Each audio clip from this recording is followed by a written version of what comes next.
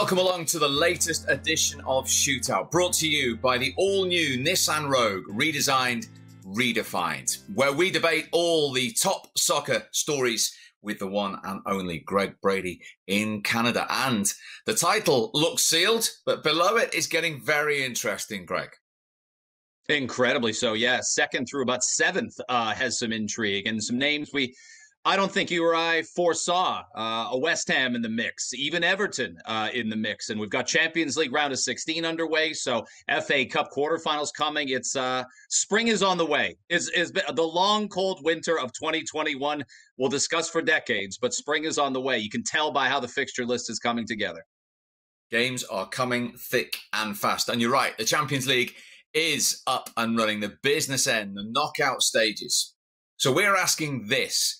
Erling Haaland, where will he end up next? Now, you may have seen our 21 for 21 series where we have picked out 21 players, 21 or under, from the Champions League, ready to take the game by storm. And at number one was this incredible Norwegian striker. And Greg, it is a fascinating question. At Dortmund at the moment, his numbers are incredible.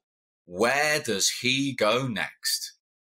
Yeah, great question. And it's an incredible list, an incredible series. And times have changed so much, Steve, from 15, 20 years ago, where you'd be 19 or 20 and you'd be waiting your turn. Even at the mid-sized clubs, you'd be waiting your turn and learning from the veterans. Right now, it's trial by fire for a lot of look at Phil Foden's year at Man City. Like, you get those players right out there, and the bullets are live right away. So I'm always trying to bring players to the English Premier League. I think that's better for England. That's better for my favorite league. That's better for DAZN. Even though I'm sending Paul Pogba off to PSG, right, to play with one of my other favorite clubs in Europe. And I'm trying to bring Messi to Man City. I don't think we've heard the end of that. I don't think we have heard that end of a Messi Pep Guardiola reunion. But it's the other Manchester club that really intrigues me, the one that was chasing the other Borussia Dortmund player in the summer. And I think Manchester United and a reunification with Ole Gunnar Solskjaer would be really remarkable for Haaland. Maybe the GOAT of Norwegian footballers, coaching and managing the future GOAT of Norwegian footballers. Makes too much sense if an English club's going to get in the mix. So I'll say Man United. What will you say? Well, I get your thinking, because I think that would be perfect for player, manager and club. And let's not forget that Erling Haaland was managed by Ole Gunnar Solskjaer in Norway by Molde and won the title. He knows him well. His father, Alf Inge Haaland, was, of course, a Norwegian international teammate of Ole Gunnar Solskjaer. So everyone was asking, well, what's the problem then? Well, the problem is the agent, Mini Raiola. That is unquestionably an issue between Manchester United and that particular party. And the other one I would probably say to ruin the romantic and perfect dream is Erling Haaland going to come in and win the Champions League and win the Premier League realistically with Manchester United at the moment. Have they shown him enough this season? What will be fascinating, Greg, is if he actually leaves Dortmund this summer. It's no secret. There is a clause in his contract for the following summer where you can get him for 66 million euros. Now, the pandemic has had an effect on all the top clubs. Dortmund aren't alone. We're hearing these stories out of Germany that they may need to raise funds. The last person they want to sell this summer is Erling Haaland. But it could be a game of chess, Greg, because what do? Do they sell a Bellingham? Do they say a Sancho, a Reina, all of them to raise money and then keep the star man who's then in a worse team? Or do they cash in? And I say cash in because then they're limiting the market as to who could realistically afford what they're going to ask this season, and then risk getting only, and I say only, but I think it would be an absolute steal, 66 million for him in the clause next season. I haven't even given you my club because I'm going off on a tangent because it's such a fascinating situation of where this player goes and when he goes, Greg. Well, it is that. And I think you laid out a case for why it might be time for Borussia Dortmund to cut ties. It's painful, but it's financial. This isn't about the player. This isn't about his usefulness, quite obviously, because he's been one of the most prolific scorers on the entire continent.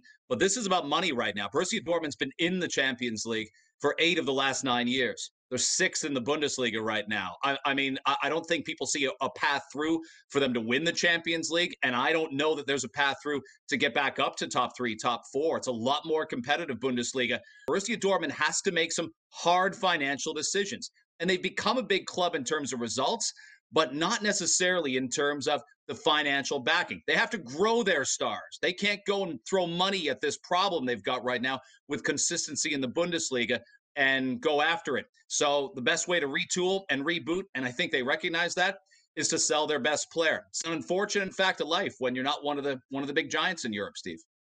Yeah, you're spot on. And they've been there before, haven't they, with Lewandowski, for example, going to Bayern and the situation they got themselves in. I don't think they'll wait to only get £66 million for him the following summer. So then the player has a choice and the club have a choice, because then they have to ask big money. This boy is special. We're not talking, I've just mentioned Lewandowski. I would include him in the same breath. I think he's going to reach those levels, those Harry Kane levels. He's only 20. He's only going to get better. He is the type of player that so many clubs, all the top clubs in Europe, are reaching out for.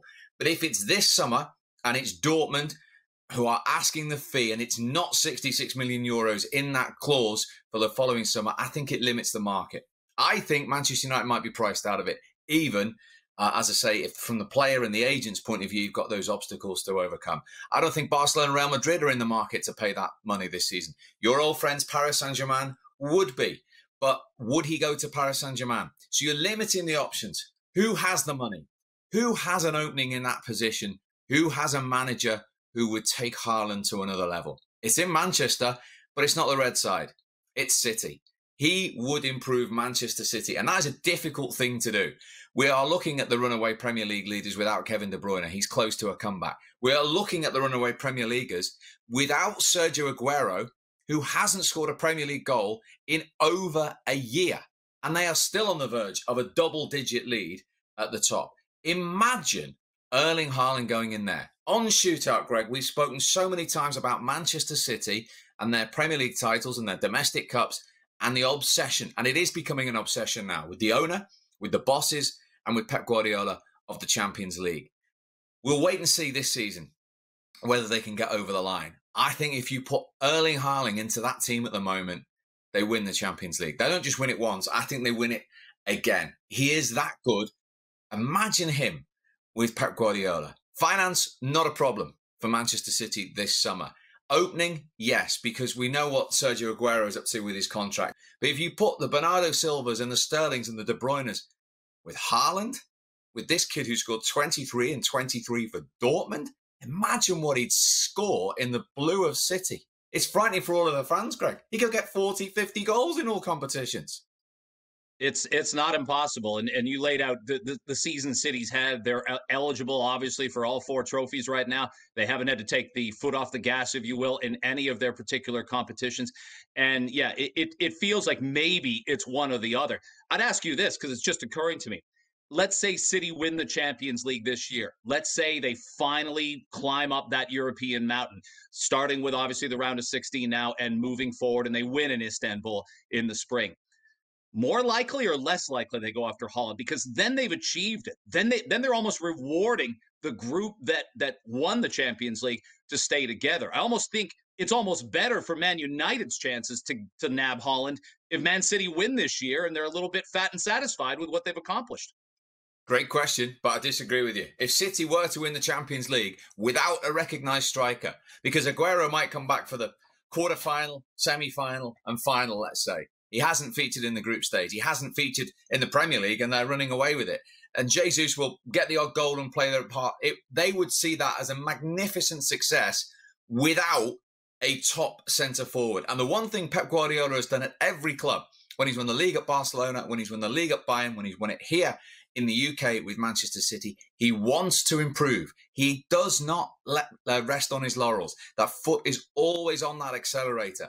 If they were to win the Champions League, he would want Haaland in it. And if they were to win the Champions League, I would say it was nailed on they were going to sign Haaland. Because if you're Haaland, you're going to a team that can afford you, that can pay you the best wages, that create chances for a hat-trick and a match ball virtually every single week, and have proved that they can win the Champions League and the Premier League. What a better time for Haaland to go. I think if City win the Champions League, I think the debate's over. I think City sign him.